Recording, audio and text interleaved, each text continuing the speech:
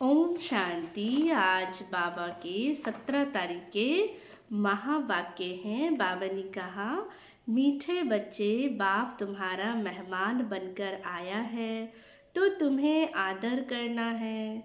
जैसे प्रेम से बुलाया है ऐसे आदर भी करना है, निरादर ना हो। तो बाबा कहते किसी को गेस्ट को बुलाते हैं तो उनका हम सम्मान करते हैं, उनको बाबा कहते आदर करते हैं, है ना। तो ऐसे बाबा कहते हमें भी करना है। बाप का प्रश्न है, कौन सा नशा तुम बच्चों को सदा चढ़ा रहना चाहिए? यदि नशा नहीं चढ़ता है तो क्या कहेंगे? उत्तर है, ऊंचे ते ऊंची आसामी इस पतित दुनिया में हमारा मेहमान बनकर आया है। तो ये नशा सदा चढ़ा रहना चाहिए, परंतु यह नंबरवार नशा चढ़ता है।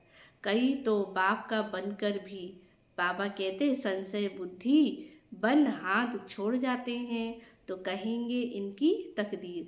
जो इतनी ऊंची आसामी है, जैसे दुनिया में भी कोई बहुत ऊंचा आसामी होता था, हम क्या कहते हैं, ये बहुत ऊंचे आसामी है, बहुत बड़े हैं, तो हमें इनके साथ चलना चाहिए, हमें इनको लेकर के चलना चाहिए, तो वो हमारे काम आएंगे। तो सबसे ऊंचा आसामी कौन है? वो बाबा ही है। जो बाबा कहते हैं इनके साथ रहेंगे तो हर काम हमारे बच जाएगा। धारणा के लिए मुख्य सार है, फर्स्ट पॉइंट, सदा ही हाईएस्ट अथॉरिटी बाप की याद में रहना है। अविनाशी देह को ना देख, विनाशी देह को ना देख, देही अभिमानी बनने की मेहनत करनी है। देह को नहीं देखना है, देही अभिमानी बनने की मेहनत करनी है। याद का सच्चा सच्चा चार्ट रखना है। सेकंड पॉइंट, दिन रात सर्विस में तत्पर रह अपार खुशी में रहना है। तीनों लोकों का राज सबको खुशी से समझाना है। शिव बाबा जो श्रीमत देते हैं उसमें अटूट निश्चय रखकर चलना है। कोई भी विघ्न आए तो घबराना नहीं है। रिस्पॉन्सिबल शिव बाबा है, इसीलिए संशय ना हो। कोई बात आए तो जिम्मेवार कौन है? हमारा बाबा है। तो बाबा कहते कभी भी डाउट नहीं लाना है। वरदान, श्रेष्ठ वेला के आधार पर सर्व प्राप्तियों के अधिकार का अनुभव करने वाले पद्मा पदम भाग्यशाली भव। बाबा ने कहा, जो श्रेष्ठ वेला में जन्म लेने वाले भाग्यशाली बच्चे हैं वह कल्प पहले की टचिंग के आधार से जन्मते ही, कल्प पहले की टचिंग के आधार से जन्मते ही अपनेपन का अनुभव करते हैं। जैसे पहले भी आए थे ना, तो उनको फीलिंग क्या आएगी? अपनेपन की, जैसे कि उनको फीलिंग होगी। वो जन्मते ही सर्व प्रॉपर्टी के अधिकारी होते हैं। जैसे बीज में सारे वृक्ष का झाड़ समाया हुआ है, ऐसे नंबर 1 वेला वाली आत्माएं सर्व स्वरूप की प्राप्ति के खजाने के आते ही बाबा कहते वो अनुभवी बन जाते हैं।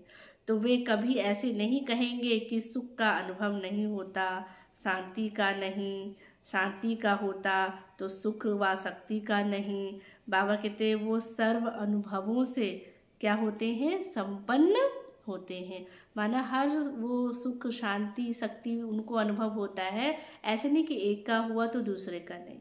स्लोगन, अपनी प्रसन्नता की छाया से शीतलता का अनुभव कराने के लिए निर्मल और निर्माण बनो। अव्यक्त इशारे, सर्व संबंध, सर्व रचनाएं एक से लेने वाला ही एकांत प्रिय हो सकता है। जब एक द्वारा सर्व रचनाएं प्राप्त हो सकती है तो अनेक तरफ जाने की आवश्यकता ही क्या है? सिर्फ एक शब्द भी याद रखो तो उसमें सारा ज्ञान आ जाता है, स्मृति भी आ जाती, संबंध भी आ जाता, स्थिति भी आ जाती, और साथ साथ जो प्राप्ति होती है वह भी उस एक शब्द से स्पष्ट हो जाती।